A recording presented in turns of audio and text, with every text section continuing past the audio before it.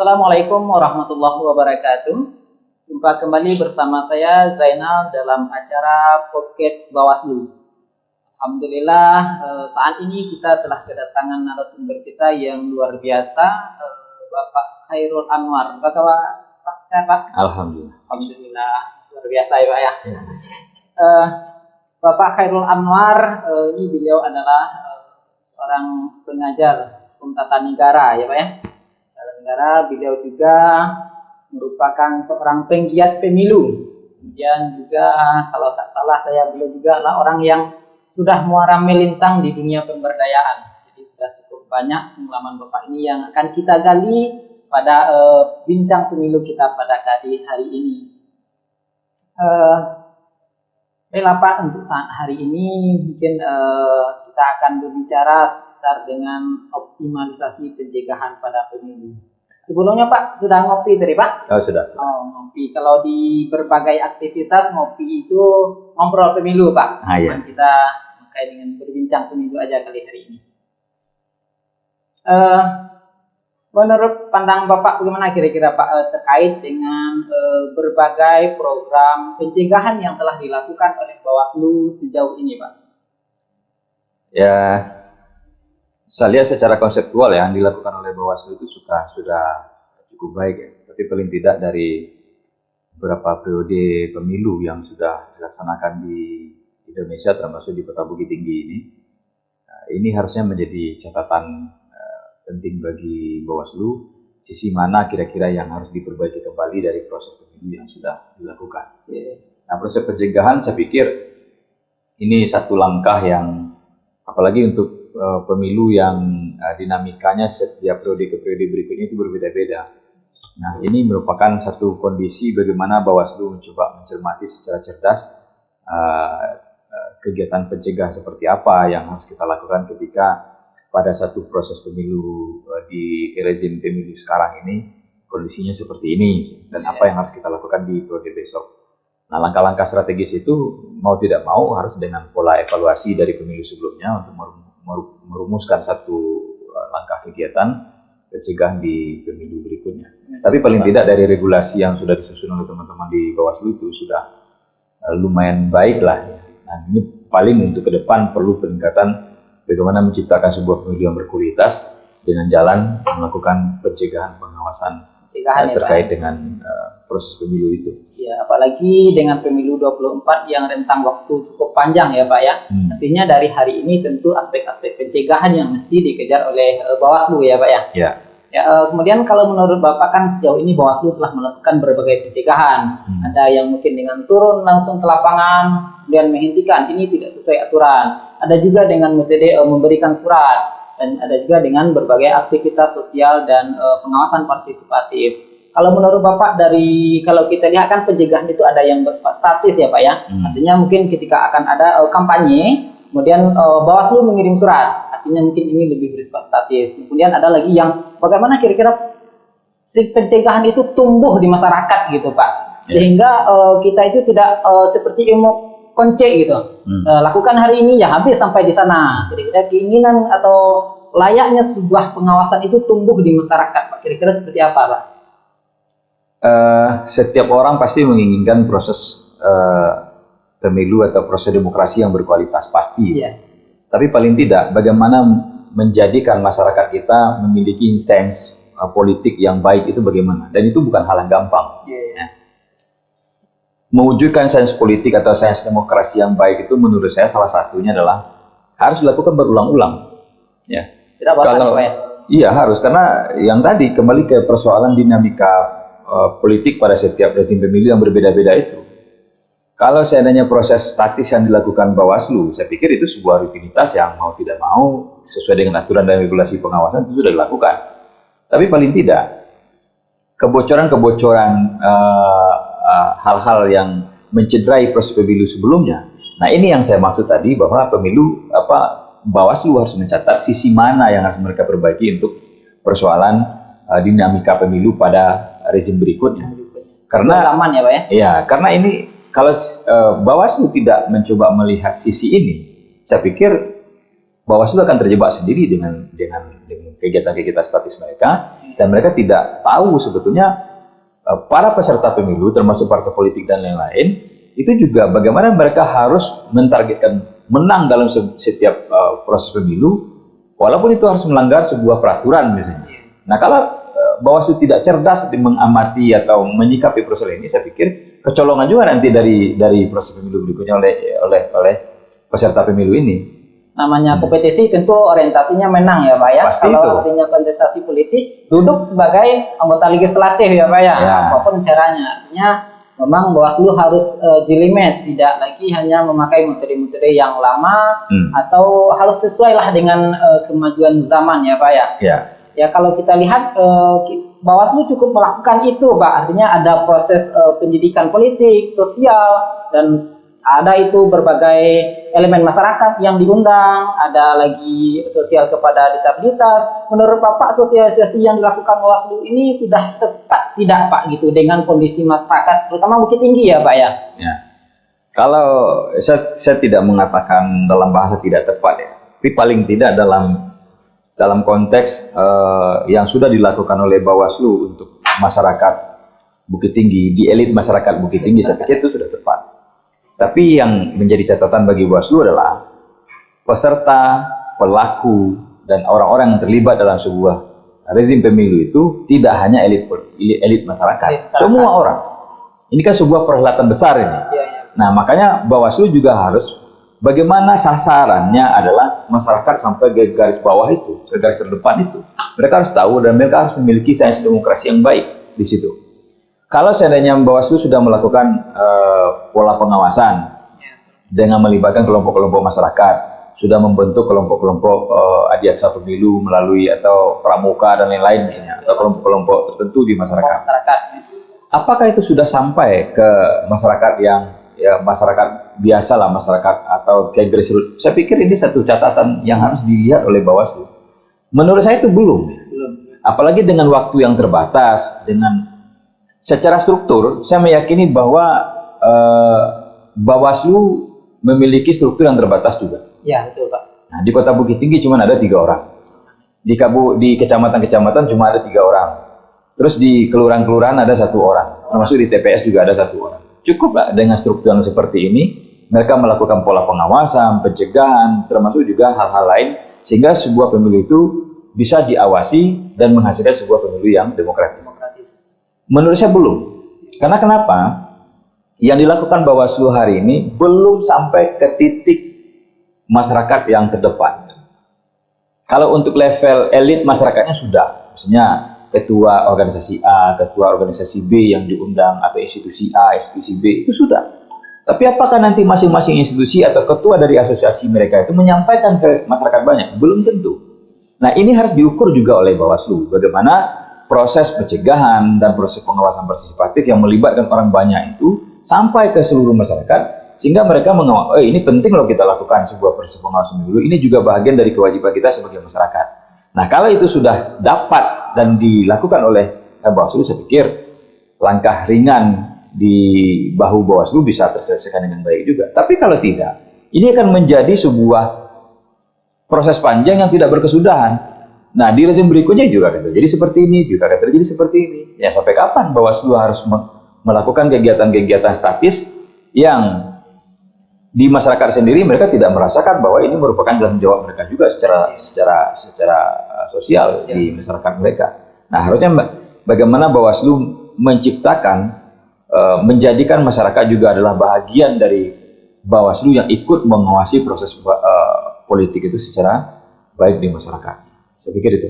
Artinya kalau kita lihat, kalau pemandang mandatori undang-undang itu sudah jelas ya Pak ya. Artinya Bawaslu sampai jajaran ke bawah dengan personil yang cukup terbatas. Kemudian berbagai aktivitas pencegahan juga telah dilakukan oleh Bawaslu. Dari pilkada pemilu 2019, ada pilkada 2020, dan sekarang sudah persiapan di pemilu 2024. Artinya Bawaslu harus melakukan sebuah evaluasi ya Pak dari aktivitas yang dilakukan, supaya nanti tepat sasaran kepada masyarakat kota gitu. Kira-kira menurut Bapak, dengan kondisi kita tahu orang Bukit Tinggi ya Pak ya, dengan dekat dengan Pasate, dekat di tentunya masyarakat pedagang, Pak. Masyarakat pedagang yang cukup kompleks, susah masuk ke masyarakat untuk membentuk kelompok-kelompok masyarakat. Kalau misalnya di petani ada kelompok petani, kemudian ada kelompok nelayan di daerah pantai. Dengan kondisi Bukit Tinggi ini, kira-kira model sebuah pengawasan partisipatif yang dikembangkan itu sehingga sampai kepada grassroots itu seperti apa, Pak? Saya pikir tidak berbeda jauh ya, kondisi masyarakat urban dengan masyarakat desa itu nggak berbeda jauh sebetulnya. Ya kalau kita lihat di desa-desa, apakah mereka tidak sibuk dengan keseharian? Sibuk juga. Iya. Mungkin dengan kesibukan yang berbeda dengan masyarakat kota. Ya. Tapi bagi masyarakat Bukit Tinggi yang di sini cukup heterogen masyarakatnya, kita memastikan dengan cara apa Bawaslu bisa memastikan kalau pesan terkait dengan pengawasan itu sampai ke masyarakat. Bagaimana Bawaslu memastikan bahwa suksesnya juga pemilu yang berkualitas itu sampai ke masyarakat. Kita kan bisa menggunakan teknologi. Iya. Apakah di masyarakat urban itu tidak ada asosiasi, tidak ada kelompok-kelompok, tidak ada organisasi? Mungkin lebih banyak dibanding masyarakat yang di desa. Nah, kenapa kita tidak melibatkan kelompok-kelompok ini? Kelompok masyarakat, misalnya, taruhlah misalnya kalau secara keagamaan ada majelis taklim, kelompok gereja, kelompok A, kelompok B misalnya. Termasuk juga di sosial masyarakat, ada kelompok ini mama, kelompok pemuda, karang taruna, dan lain-lain. Ini satu langkah strategis yang harus dilihat oleh Bawaslu, bagaimana pesan ini sampai ke kelompok-kelompok ini dulu paling tidak. Nah, sampai ke grassroots, hari ini tidak ada, apalagi masyarakat perkotaan, tidak ada mereka yang tidak memiliki handphone cerdas. Pasti semuanya punya itu. Bawaslu paling tidak membuat podcast-podcast, pesan-pesan yang sampai ke tangan masyarakat melalui ponsel cerdas mereka.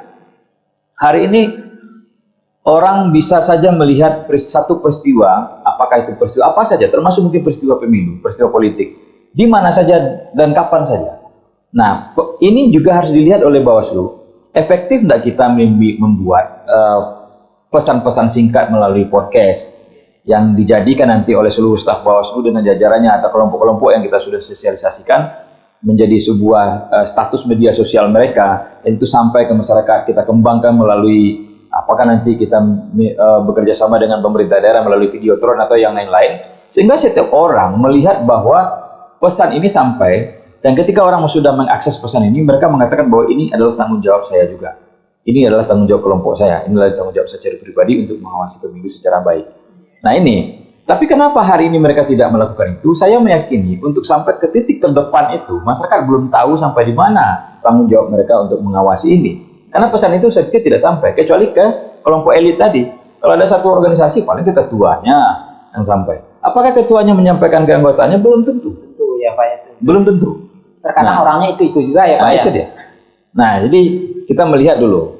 Ada Kesbangpol di Bukit Tinggi misalnya. Kita coba koordinasikan dengan mereka. Berapa kelompok asosiasi masyarakat yang terdaftar di Kesbangpol? Berapa paguyuban-paguyuban yang ada di sini? Secara struktur dari organisasi mereka nanti kita minta tanggung jawab sosial mereka untuk menyampaikan pesan-pesan terkait dengan pengawasan ini. Nah, bagaimana nanti ketika kita ukur, ini harus juga sampai ke masing-masing individu. Mungkin dengan media teknologi, dengan media elektronik, dengan media massa, dengan termasuk juga dengan media internet dan lain-lain lah. Saya meyakini itu bisa sampai. Termasuk kelompok-kelompok pemilih pemula yang sebetulnya bisa kita coba pakai tenaga mereka untuk menyebarkan informasi tentang pentingnya sebuah pengawasan pemilu untuk sebuah proses pemilu yang sebuah proses demokrasi yang demokratis itu. Ya, kalau kita garis bawah ya Pak ya, dari apa yang Pak sampaikan tadi, ada itu semacam memastikan pesan itu sampai ya Pak ya. Tidak melihat seberapa kali, yang penting bagaimana Bawaslu mengawal pesan terkait pengawasan itu sampai ke masyarakat. Ini yang mesti dilakukan, dipastikan oleh Bawaslu. Kemudian yang kedua itu terkait dengan, saya sangat tertarik tadi Pak, kebetulan saya juga punya handphone cerdas ya Pak ya, handphone cerdas. Kalau kita lihat pada perkembangan berbagai kasus hari ini itu mungkin lebih kepada pengawalan itu lebih kepada media sosial Pak. Kadang tidak diberitakan di media sosial, cuma di handphone atau di YouTube, di Facebook, di Twitter itu berkembang, sehingga ini menjadi sebuah pressure dalam demokrasi, dan ini juga yang mesti dilakukan oleh Bawaslu. Oke Pak, terkait dengan itu mungkin kalau melihat ke depannya juga Pak, mungkin ini kan tadi kita bicara soal penyampaian pesan, itu ini juga berhubungan dengan orang yang menyampaikan pesan Pak, penyelenggara. Dan momentum sekarang kita telah mendekati masa rekrutmen pengawas kecamatan, kemudian di KPU itu akan melakukan rekrutmen OPPK. Kira-kira menurut pandangan Bapak, penyelenggara yang seperti apa yang dibutuhkan oleh Bawaslu untuk ke depan? Karena kita melihat kasus dulu itu banyak penyelenggara yang meninggal, yang sakit sehingga heboh negeri ini. Kalau untuk besok itu seperti apa kira-kira Pak? Ya. Saya melihat begini ya, yang pertama kita harus mengukur dulu apa yang menjadi beban kerja orang. Nah ini kan pekerjaannya bukan pekerjaan gampang nih, bukan juga pekerjaan ringan ini. Kalau beban yang kita berikan kepada seseorang untuk melakukan satu pekerjaan itu bukan beban mereka, ya saya yakin lah secara fisik mereka tidak bisa juga.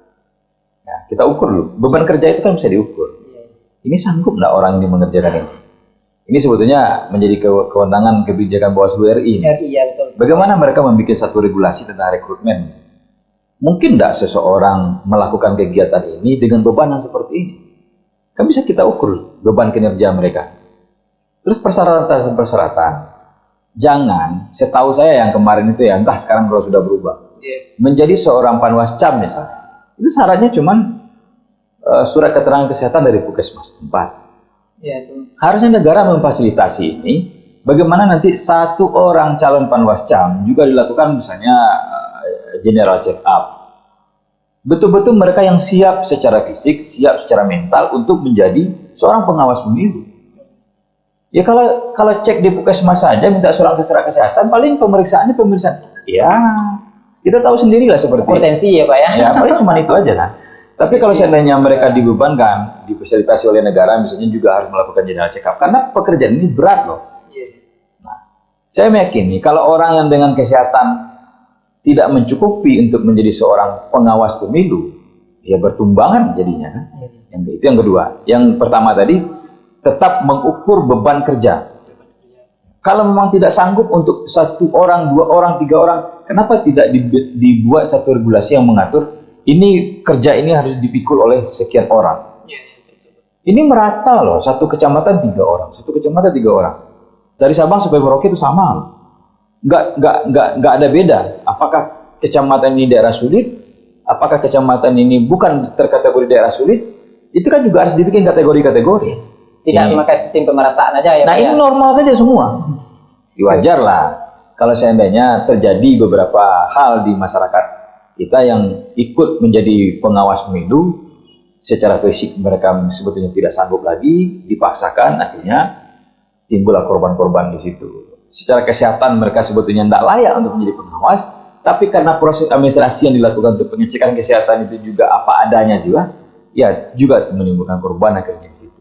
Saya tidak memastikan ya, tidak mengatakan bahwa kenapa banyak kasus yang meninggal kemarin itu karena itu. Tapi paling tidak yang kita garis bawahi adalah ini pekerjaan berat. Ya, betul. Nah, pekerjaan berat secara proporsi harus kita ukur.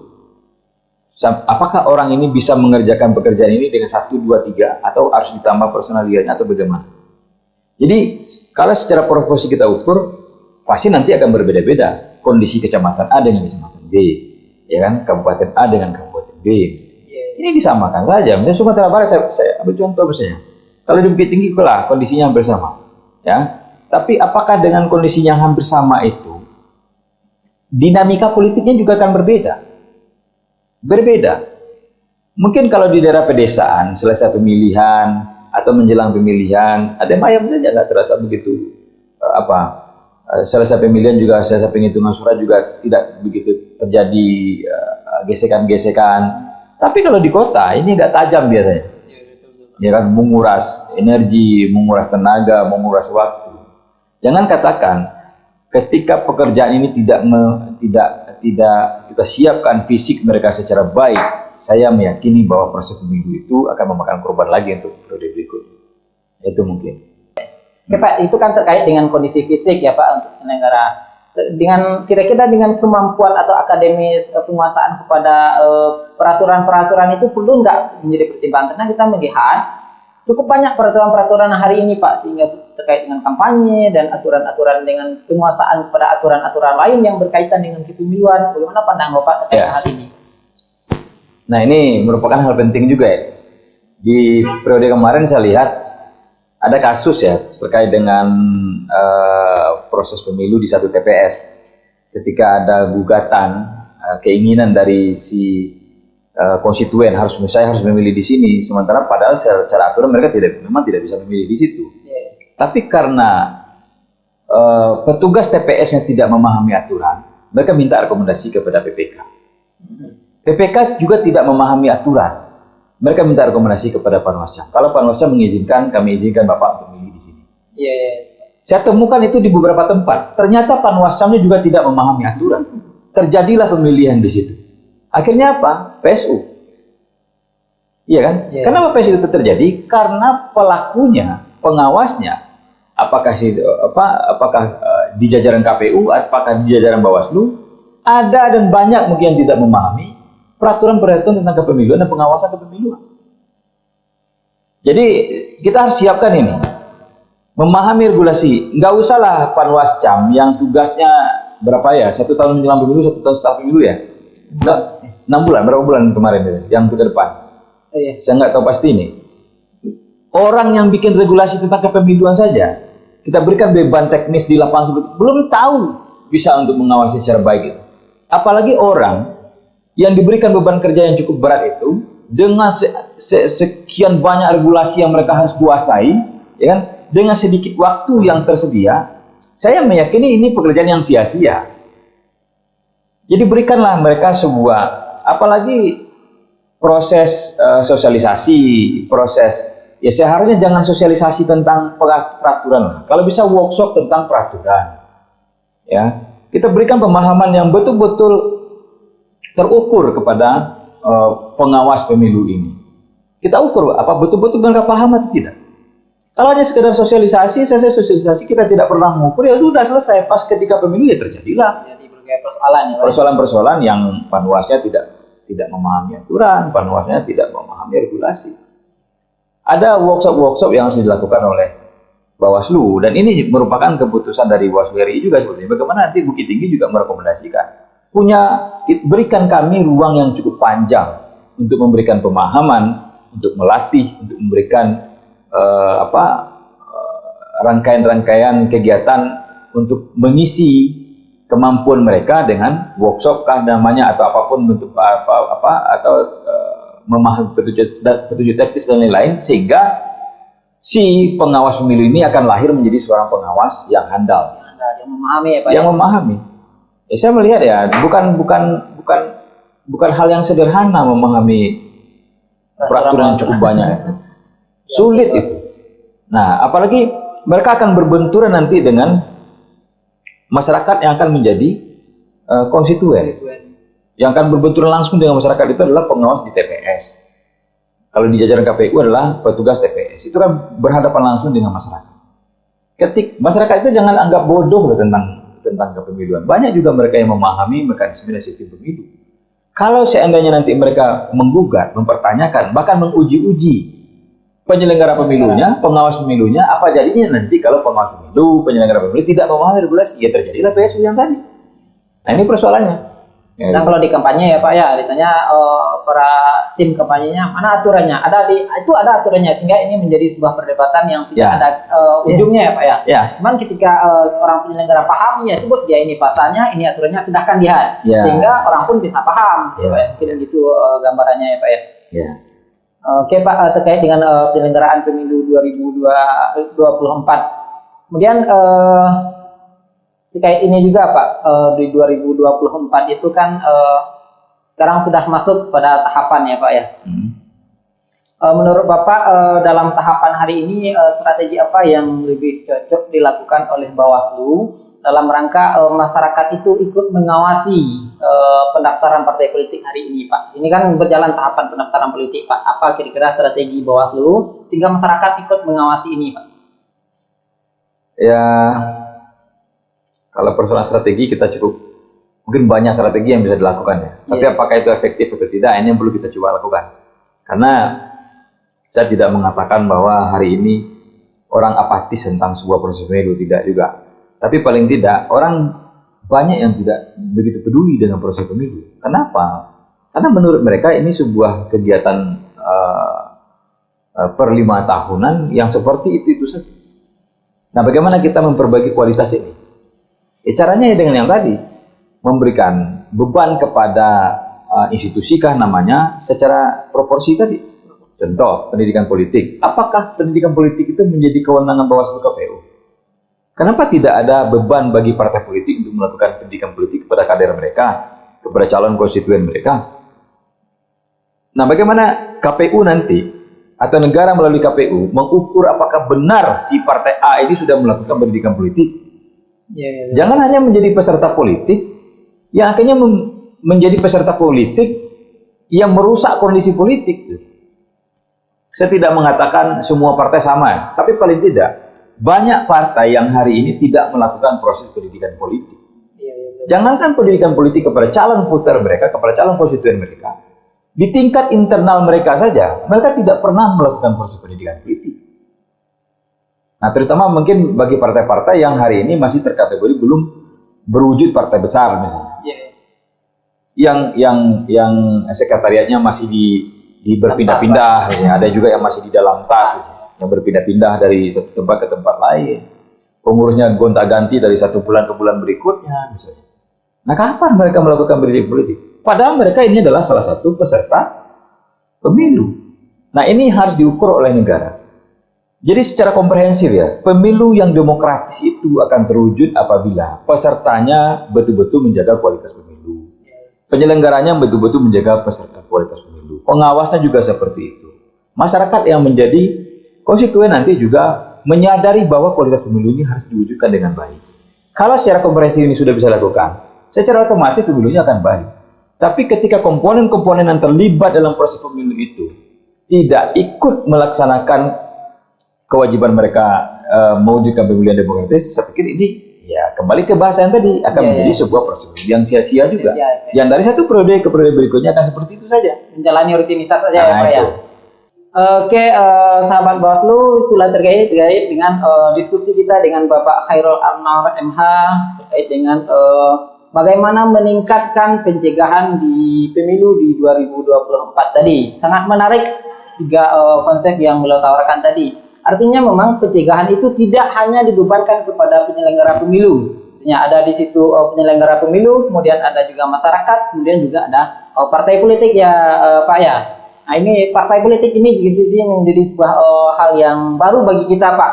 Artinya bagaimana partai politik melakukan pencegahan. Kira-kira apa closing statement yang Bapak bisa Bapak sampaikan kepada pemirsa kita di rumah Pak, sahabat kita?